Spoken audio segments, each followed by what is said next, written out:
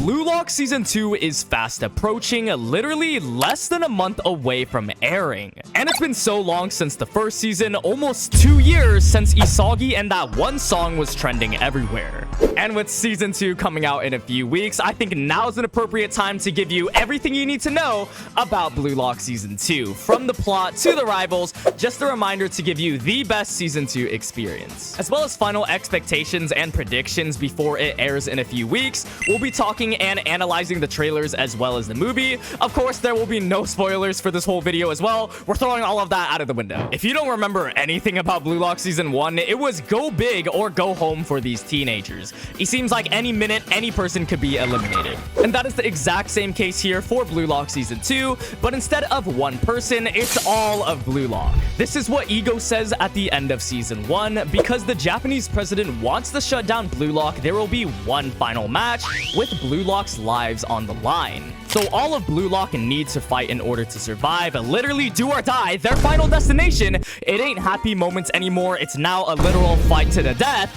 with their careers on the line. And it's that intense for these teenagers. We've seen so many players crash out from failing Bluelock because soccer is their life apparently, and this is the only way out of the mud. Isagi Oichi is our main character who has experienced an emotional roller coaster to say the least throughout Bluelock. I've never seen anyone go through the 5 stages of grief over a soccer game. Isagi has put his all into every single game, and it's paid off. He's now made it this far into the top 35. And that's where we are right now for Season 2. We've reduced the original player count from 300 all the way down to the last 35 players. Most of these 35 players we have seen. You got your Bachiras, you got your Nagis, your Barous, and even though we've been following Isagi and the others all this time and seen what they can do, it's not just them fighting. There are so many new characters that are added into this new arc. You just know it's serious when someone's first dialogue is talking about that's all. Who even says that? This arc is really about to have the best of the best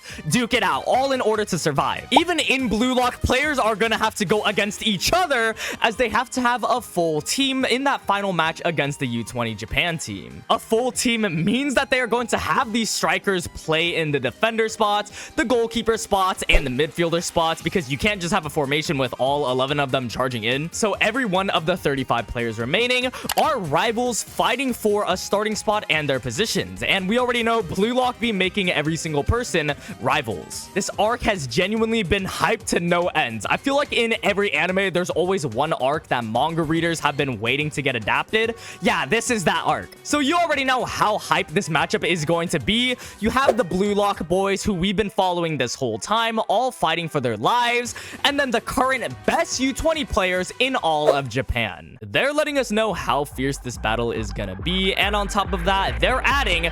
Wait, is that boss music?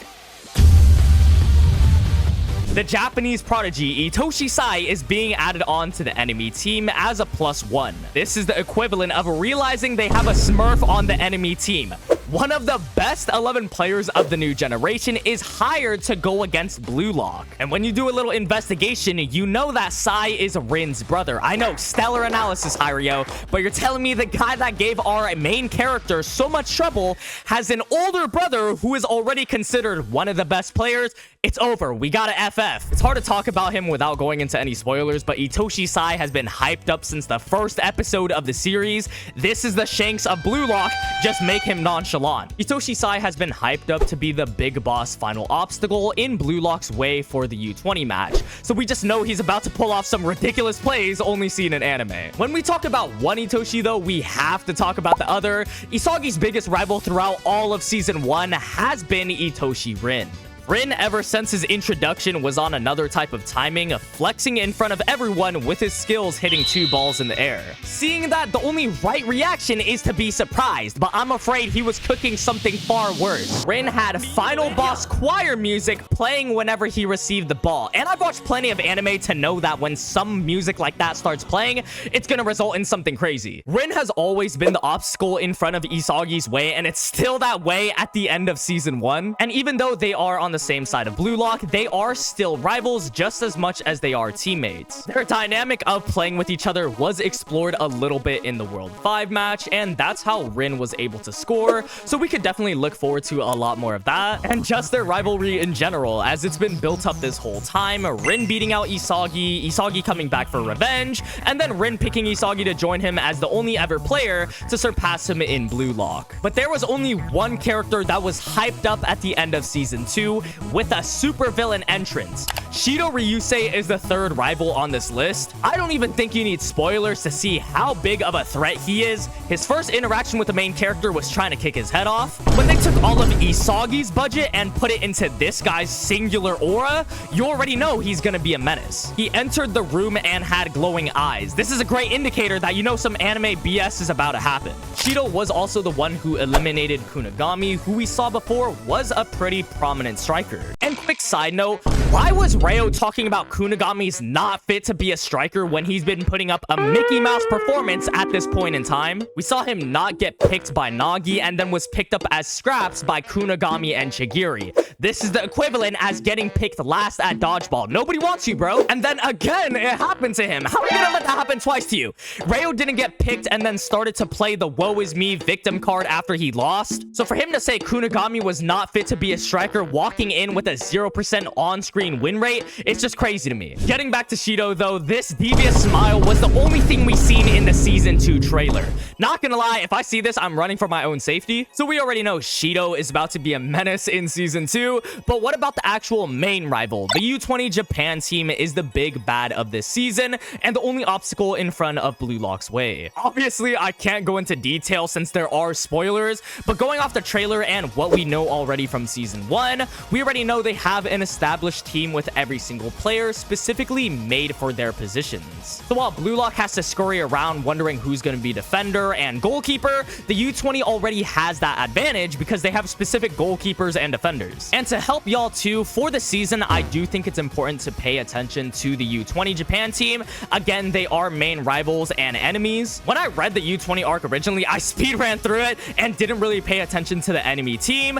And I really wish I did because getting to know these characters and their abilities is crucial. Paying attention to the U20 team specifically is crucial to a better Season 2 experience. I do say this because in Season 1, there are full teams where some of the characters we could seriously care less about. Like Team X, we only remember Barou from it. The trailer also shows us one character I do want to highlight, and that's Oliver Aiku. Granted, it was only 2 seconds, but the fact that he's the only one shown from the U20 team, excluding Sae, you already know he's about to be that guy. Take every compliment I said about Sae, Rin, and Shido and apply it to this guy. Genuinely, you would think he's a main character with how much hype he's getting. Again, I won't talk about what he does because of spoilers, but knowing that he's an important character and that you should pay attention to him would definitely be good for your Season 2 watching experience. Now that you're caught up on the plot and rivals though, we can really get into the meat and potatoes about our expectations about Season 2. Of course, these are the must talk about topics, things like animation and pacing, also taking into account both Season 1 and the movie,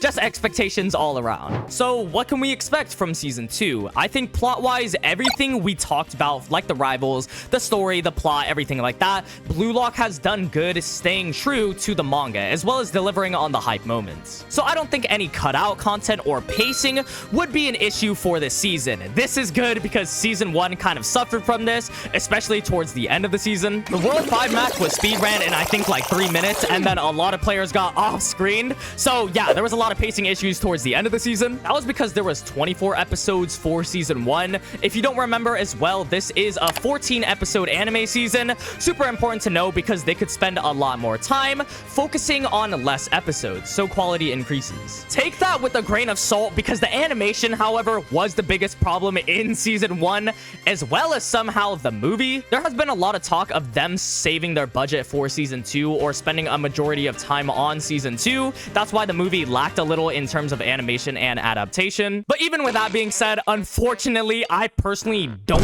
think the animation will change or improve that much. There has been a quote-unquote leak about Bluelock or just fall animes in general, and every leak should be taken with a grain of salt, but it did say to not get your hopes up about Bluelock Season 2. Of course, that's talking about the animation and adaptation, basically saying that it's not going to be what we think the animation should be, or the improvements that usually come come with a second season of any anime. And literally as I'm making this video, a trailer came out for season 2, so now we can analyze and share my thoughts on it. I'm not gonna lie, this is what my face looked like when I saw the trailer. The animation is, like I said, more or less the same as season 1, the same CGI, choppier movements. It hasn't even been a day at the time of this recording, and the memes and still frames have already hit everywhere. It's also important to keep in mind, although better than season 1, the literal movie for Bluelock didn't have that much of an overall improvement for animation. But even though there's a lot of complaints going on about the animation, I'm still really hopeful. I think you guys should know going into season 2, the first season as well as the movie do the really good parts really well. For example, Isagi's goal against Team V was really good. The game of tag, all of the important moments that we know and love were done super well. So even though overall I don't think the animation will improve, we'll still have the problems overall with the CGI or just the Roblox looking frames, the moments that are important, I think the animation or adaptation will be good for that, because we've constantly seen that from both season 1 and the movie. We've also seen some interviews about Bluelock season 2 talking about how the U20 game itself took a lot of their time. They put a lot of effort into it. And considering they haven't shown us a single bit of the game yet, they probably want to save it as a surprise, as well as just save the budget for the game. I think no matter what, we are still seeing an anime adaptation of one of the best arcs in Bluelock, maybe even sports manga in general, so I'm still happy no matter what. I treated this video more as a recap, reminder, and discussion for season 2, as well as just my thoughts on what to expect based on the trailer and movie. I really want to know your thoughts on season 2, if you're excited or not, maybe what you think from the trailers and movies. Leave that all in the comment section down below. It's actually crazy, season 2 is almost here. We're all gonna be here for the ride. Shout out to Satan and Isagi's Planet Hotline for joining the membership. If you want a shout out as well, go ahead and check that out with the join button. I just started that up and it's completely optional. If you did make it to the end though, thank you guys so much for watching. My name's Hiryo and I'll see y'all in the next one.